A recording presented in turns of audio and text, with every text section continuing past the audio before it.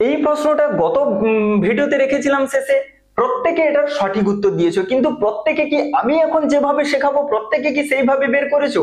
যদি সেভাবে বের করেছো তাহলে তোমাদেরকে অভিনন্দন।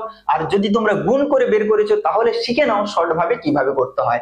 দেখো এখানে কত রয়েছে, 7, 8, 9। যখনই এই রকমের সংখ্যা থাকবে না, এটা দেখো 3 অঙ্কের সংখ্যা, গুণ করতে অনেকটা সময় যাবে। আমি তোমাদেরকে শেখাচ্ছি খুব সহজে কিভাবে করবে। দেখো এখানে 7, 8, 9 থাকুক, এই 999 কে আমি একটু ভেঙে দিচ্ছি। কেমন করে ভেঙে দিচ্ছি? 1000 বিয়োগ 1 আমরা তো করতেই পারি। 1000 থেকে 1 বাদ দিলে 999 লিখতেই পারি। এবার দেখো এইটাকে গুণ করব।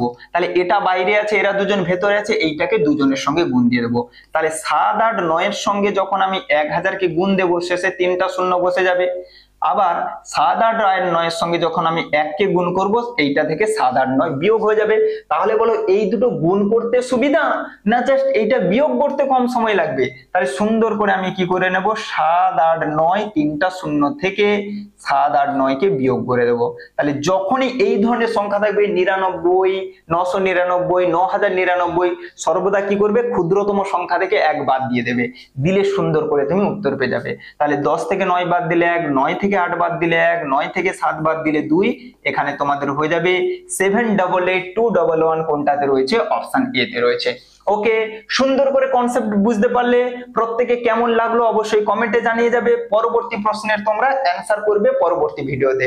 সুন্দর করে দেখো, পরবর্তী ভিডিওর প্রশ্ন তোমরা প্রত্যেকে কমেন্টে অ্যানসার করে যাবে। দেখা হচ্ছে পরবর্তী ভিডিওতে।